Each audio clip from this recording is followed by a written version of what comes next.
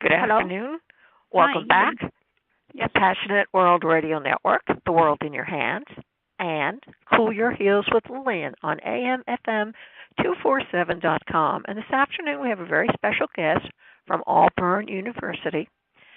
And I cannot pronounce her name properly, so I'm going to ask her to introduce herself. Okay. Hi. My name is Amel Kadduoni. And you are a professor over at Auburn University. Yes. I am a professor at Auburn University, Harrison School of Pharmacy, Department of Drug Discovery and Development. Thank you. And she has discovered, I don't know whether I should say an enzyme or something very special in virgin olive oil. So what motivated you to start looking into virgin olive oil? Okay, so myself being from the Mediterranean area, and we can consume a lot of extra virgin olive oil. So maybe what made me interested in studying that, first from the literature, and that where it is established that the Mediterraneans, they have a lower risk of Alzheimer disease, and I do work in this area. In addition to myself, that I am a consumer of extra virgin olive oil, so curiosity started there, and since then I started to study extra virgin olive oil, and not olive oil per se as much as also we were able to isolate a molecule called oleocanthal from extra virgin olive oil, and we found that this molecule actually has a neuroprotective effect, and our studies started from there. So kind of some studies that we perform on oleocanthal, a phenolic compound in extra virgin olive oil, in addition to olive oil itself or extra virgin olive oil, in order to kind of understand how these compounds in extra virgin olive oil and olive oil itself can contribute and enhance cognitive function and maybe reduce the risk of Alzheimer's disease. So if a person went out, for example, and bought themselves a bottle of virgin olive oil, would that help them? See, we always talk about diet and lifestyle, kind of possible ways to reduce the risk of Alzheimer's disease. Now, if I want to be biased to our studies, I will say yes, it will help them. Okay, and also, regardless of the studies, it is delicious, right? Yes. I really, it's not only the positive effect was shown in Alzheimer as much as actually extra virgin olive oil, which is part of the Mediterranean. They found that it has a good effect on cognitive, in addition to cardiovascular function, and decreased cholesterol and lipids. So it has multiple beneficial effects. We have to remember also that those are risk factors for Alzheimer. So yes, I do believe that everyone should include extra virgin olive oil into their diets, not only because of our studies, but also available studies in the literature. Now, you've also indicated that being on a Mediterranean diet, which is more fruit and vegetables than red meat, is a lot better for anybody, but in particular for people who have either dementia, Parkinson's, or Alzheimer's. Yeah, that's true. You are right here. Also, in addition to olive oil, that is part of the Mediterranean diet, other studies showed that leafy vegetables actually they are also can protect from Alzheimer and can enhance cognitive function. That's correct. Yes. So obviously we are back here to diet and lifestyle. You see. That we can, through which instead of drugs and compounds that we introduce to our bodies, rather if we stick to healthy diets, we can certainly reduce the risk. Now, if a person, my husband has Alzheimer's, his mother had Alzheimer's, her mother had Alzheimer's, a generational thing, would this slow down how quickly the disease really works within that person, even though it's a gene that's been passed down from one generation to the next? Yeah, okay. So we did multiple studies here with extra virgin olive oil. So what we did, we wanted to study its effect as prevention. So as a prevention, which means we introduced extra virgin olive oil to mice diet. In our studies, so far we used mice that express Alzheimer's disease pathology. So what we found that when we treated these mice before the pathology starts with extra virgin olive oil, it was able to reduce the risk. And current study that we are doing is that what about the treatment if the pathology already started? Okay, so is it going to alter the pathology or not? So our findings so far showed that it improved even after the pathology started. It improved the cognitive function. It reduced the pathology. Of course, it didn't remove it at all, but it reduced it. So yes, it will be able to slow down the pathology and to slow the progression of the disease. Now, luckily, with all the data that we collected so far, we were able to obtain funding that we can evaluate extra virgin olive oil in humans. So in this study, the population that we are selecting for this study will be those with the mild cognitive impairment, and we will put them on extra virgin olive oil, and we would then want to see how this will alter the pathology and whether actually the observations and findings that we noticed in preclinical animal studies, is it going to be translated into humans? And honestly, we are optimistic about that. Do you need to start taking the olive oil when you're first diagnosed? Not because I understand there are different stages of Alzheimer's. That's Correct. what's been Yes. explained to me. Mm-hmm. So is it better to introduce or try to get the olive oil in when they're still in the very early stages than, say, maybe if they're a little more advanced? Does it make that much of a difference? Now, I do believe that, and I do suggest that people try introducing their extra virgin olive oil to their diets as soon as possible. Okay, let them include it as part of their diet. Second, now I agree with you. There are multiple stages, and that's why in our study, because we don't know what to expect, although we studied early and late for in animals, however, because we have no idea what to expect in humans, so that's why we went to the early stage, even before the symptoms start. And this stage is called the mild cognitive impairment, or the MCI. So, and with that being said, so we want to compare them with another group that are not on extra virgin olive oil and another type of olive oil, and we want to see how this will impact their cognitive function. And then, based on the results here, we can move forward and see how about if we introduce extra virgin olive oil later while they are with the disease. So I think it requires a lot of studies. Yes, our studies with the preclinical in animals showed promising effects and optimistic. However, we still have to make sure and prove this in humans. However, from the epidemiological studies available in the literature, while they didn't specifically talk about extra virgin olive oil in Alzheimer, however, you will find studies talking about how extra virgin olive oil can improve cognitive function and improve other like cardiovascular diseases, or decrease the risk of cardiovascular diseases and other diseases as well. I would think it'd be most helpful. Now, are you planning to maybe eventually put it into kind of a pill like they did with fish oil, to put it into pills so people can just swallow? This is a very good question. Actually, we are working on that, not necessarily fish oil, but we are evaluating multiple things. And so because now I told you about All-You-Can-Thal, myself and my collaborators and colleagues, we established kind of a company that focus on All-You-Can-Thal.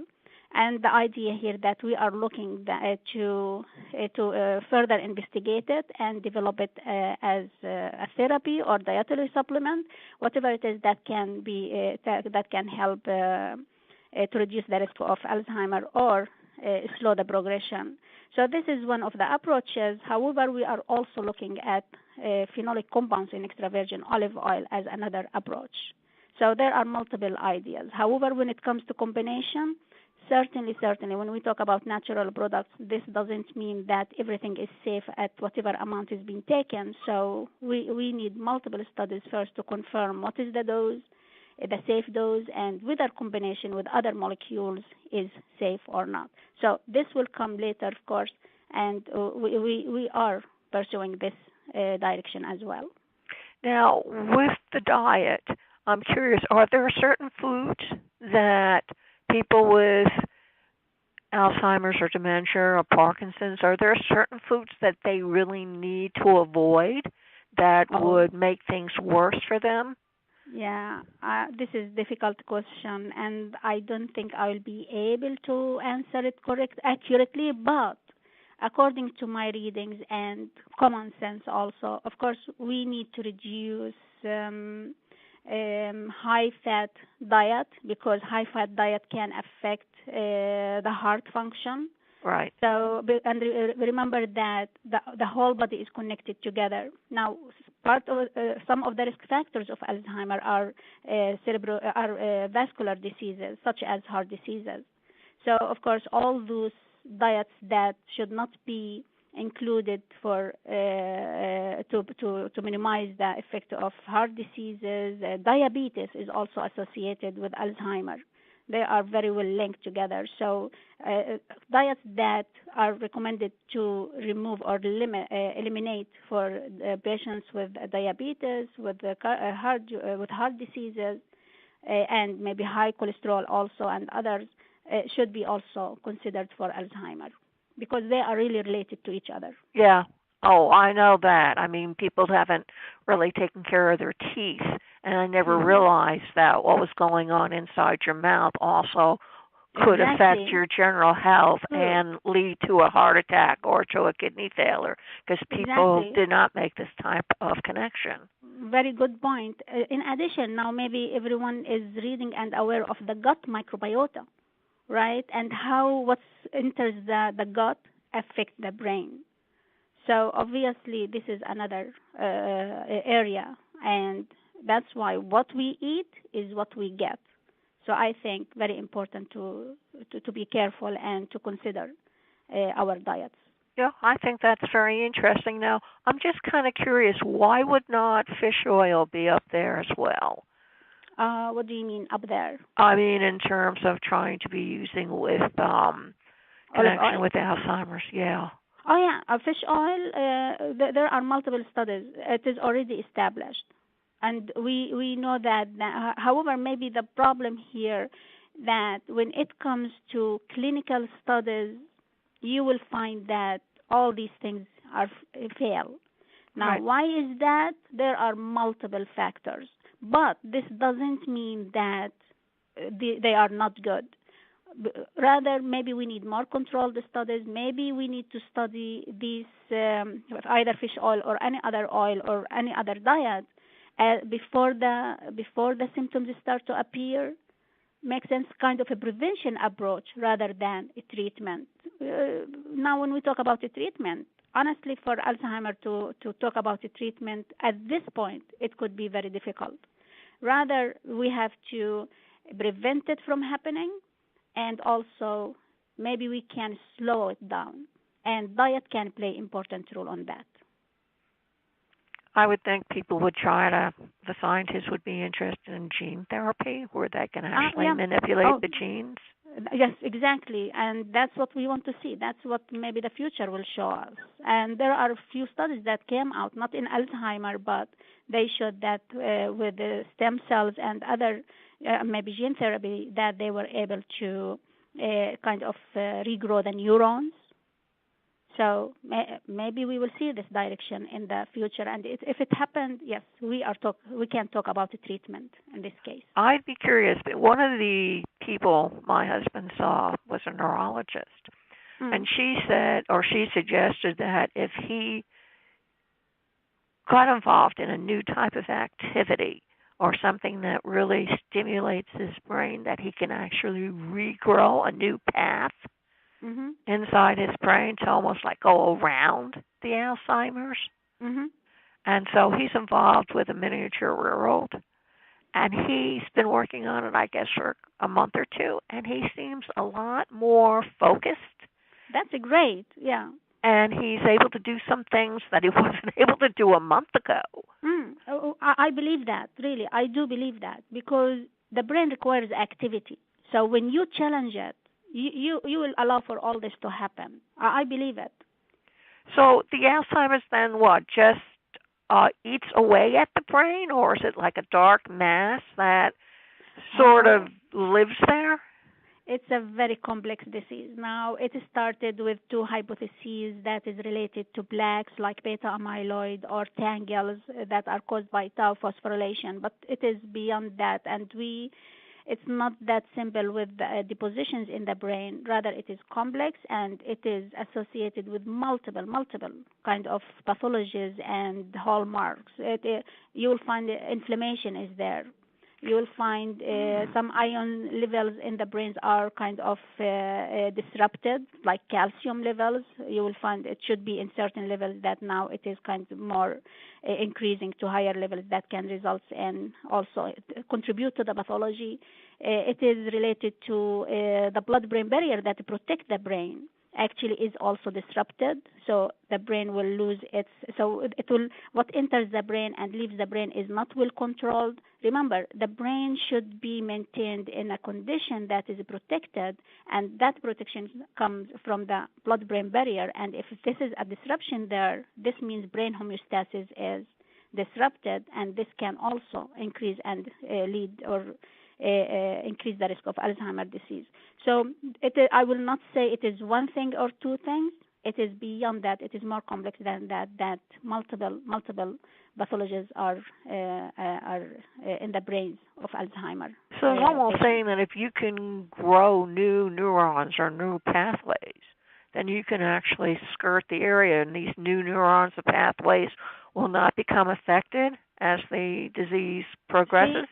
We grow new neurons, but at the same time, you have to remove also the what caused the disease, right? Right. So it loves it back there. Now, I will not say necessarily that if we know what causes Alzheimer, we will know what causes others. But what I will say that I am, maybe because of my area where I work, which is the area of Alzheimer's disease and the role of the blood-brain barrier in the disease. Now, blood-brain barrier protects the brain. And if I do believe, and according to our results, that if you rectify the function and restore the function of the blood-brain barrier, in this case, you will not only treat Alzheimer, rather you will treat other neurological diseases, like maybe Parkinson, what else? Other diseases that are that aim for the brain. I know that lupus does, because I've had trouble with it myself. So I was just curious, because you mentioned inflammation, and that's lupus as well. It's an inflammation. Yeah. And from it I got cerebritis, which meant inflammation of the brain. I tell you what, extra virgin olive oil has an anti-inflammatory effect. So it would help that too. That would be wonderful. It will help that, really. From our studies, and also for Olucanthal itself, how it has been discovered, it was discovered as anti-inflammatory, similar to the effect of ibuprofen, which is Advil. Yes. So that's why it has anti-inflammatory effect. And when you have it in extra virgin olive oil, in addition to other phenolic compounds in the oil and other components, it also showed that it has it significantly and reduced the inflammation in the brain. Well, if you ever do a clinical study the way they did with Parkinson's one, they were testing for L-DOPA, please let me know. I'll send my husband down. We are actually conducting now a study. So we are working on finalizing the IRB and other required documentation, and hopefully we will start this next year, hopefully. Oh, that would be great, because... Yeah, and so just we will announce for the study soon, and we are looking forward, to be honest, to start. Yeah, we are. And it sounds promising. It sounds promising, and it is diet, right? So it is not that a drug or a different approach. Rather, it is a diet that just add it to your diet and take it for a few months, and let's see what will happen. So, and actually, I already been approached from many people to include. I mean, to kind of they are interested, but of course, all depends on the selection criteria and many things. Right. So hopefully, when we are ready, the announcements will be available, and to everyone and outside. And we are really looking forward for this study and hopeful. Really, we are. I'll keep a journal and I'll send it to you one after a couple of months, say 6, and I can tell you pretty quickly whether or not it's going to make a big difference in his behavior and his cognitive reasoning, which seems to be the two ones that are targeting him. Now he started with he has a doctorate from Harvard in organic chemistry, so he taught as well, and he did research the same as you did. So he start from the high end of the spectrum. So did you introduce extra virgin olive oil? I've introduced it, and I'm keeping notes as to how he's behaving, because the behavior seems to be the first thing that is changed. So which olive oil you are using? I'm using the, I can't tell you his name, is a virgin olive oil, and has a green label, and it's supposed to come, from Italy and stuff. And I'm using that, and we use it in all our cooking. So the taste, how does the taste? Because extra, you will find different brands outside there, but make sure that it is real extra virgin olive oil. Yes, it is. I check the labels. You have to be very careful very careful. And the taste, how the taste is it pungent? Yes. There is a bit. Okay, good. And we dip bread in it and everything. Very good. Okay. So it's pretty good. It's almost as popular as chocolate in this family. Oh, okay. And my husband's a chocoholic. So, Amel, please tell everybody where they can find you, where they can find Auburn University, should they want to check in, what you're doing, yes, and all that other stuff. Yeah, sure. Anyone. I am at Auburn University, Harrison School of Pharmacy, and you can find my email address and my phone number on the my department, which is the Drug Discovery and Development website. And as it is, if I can say it now, my email address, and you can reach me anytime you like. So my email is Kadduoni, which is KADDOUMI @auburn.edu, and my name again is Amel Kadduoni. Thank you. And ladies and gentlemen, before we close out this interview, William James, from Varieties of Religious Experience in 1902, had this to say: "Our civilization is founded on the shambles, and every individual existence goes out in a lonely spasm of helpless agony." Thank you all very much for listening. You can hear this interview all over again on AMFM247.com Tuesday evening from 8 to 9 p.m. on PassionateWorldTalkRadio.com. That's https://PassionateWorldTalkRadio.com. You can find it on Facebook.com/PWR Network LLC. Twitter.com/PWR Network at Foundation, on iTunes, iHeart, a smart speaker, and all the directories that you can possibly find. I want to thank you all very much for listening, and remember, please keep listening. Thank you.